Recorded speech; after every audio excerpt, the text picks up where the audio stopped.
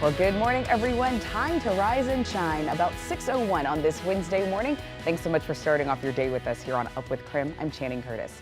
Well, of course, the big thing everyone's going to be talking about today is the weather, and that's because we're getting our first snow of the season today. Meteorologist Thomas Patrick is making sure that we are all aware of all of the weather changes to come. So, Thomas, what can we expect today? Yeah, and it's changing is one of the key words here, because anybody that's been awake for several hours now, including our newsroom, we're just seeing rainfall in Spokane.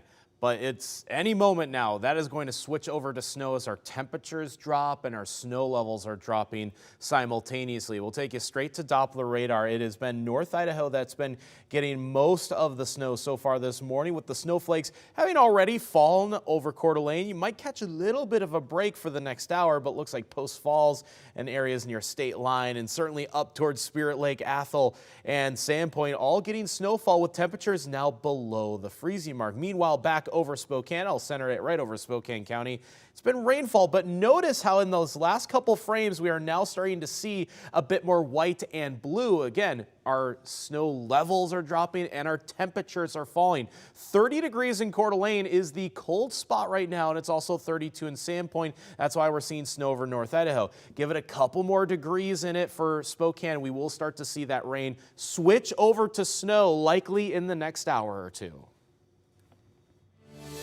Today, Spokane City officials will hold a snow response briefing. So this morning, our Brandon T. Jones is joining us live right now. So Brandon, you actually got to speak with some city officials ahead of this meeting. So what are they saying about this year's preparations? Yeah, good morning, Channing. Well, yesterday I went down to City Hall. I spoke with some officials about that briefing that they're going to be hosting later this morning. They told me that basically their preparations for any type of snow events start all the way back in the summer. That's when they start getting together and forming a plan on what they should do, where their resources are going to be placed throughout the city of Spokane. So over the last 24 hours, you may have seen them out on the road. There's been some trucks out there going out and getting some pre-treatment done to the roads. That includes the hills and arterials, and they're making sure de-icer components are laid down in a proper manner. The goal with those efforts is to help with the road traction in the event that any snow does stick onto the roads, but along with that, other trucks will be available and monitoring the roads over the next day in case any black ice forms. So we are going to be prepared, and just like I said, we do have trucks ready and available that will be monitoring with sand and salt.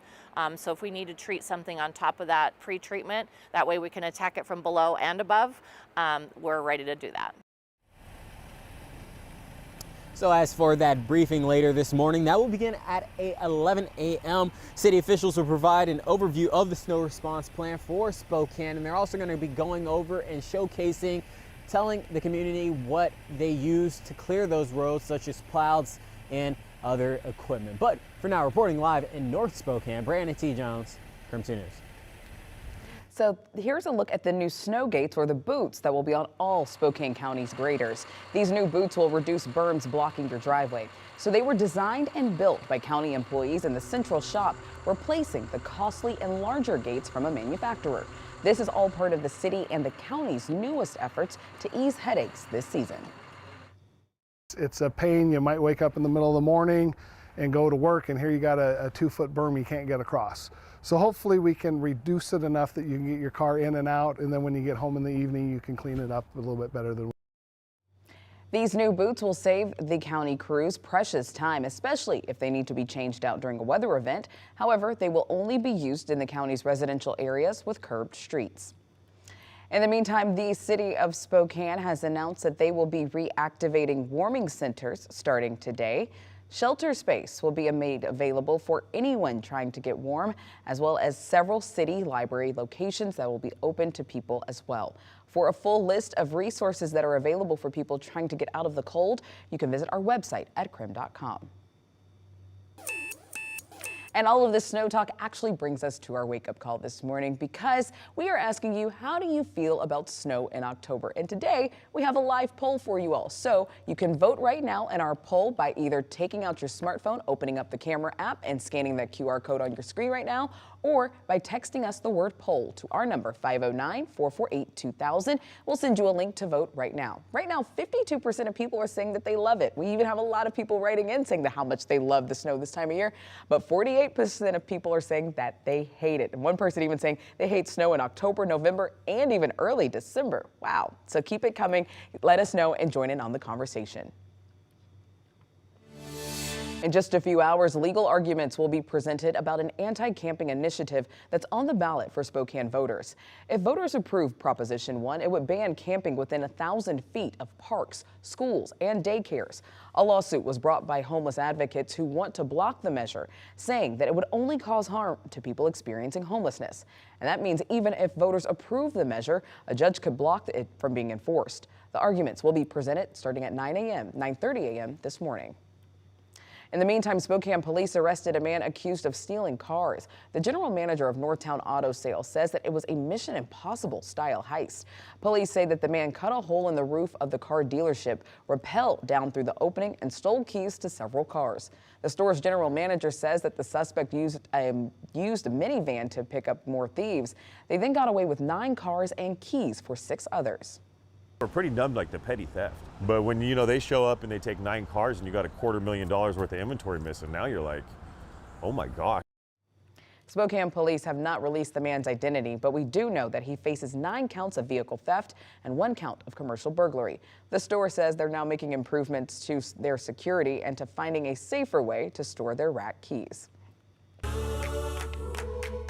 It's 6:07 right now. Let's take a look at your morning rush. More news in less time. The man accused of murdering 4 University of Idaho students is expected back in court tomorrow.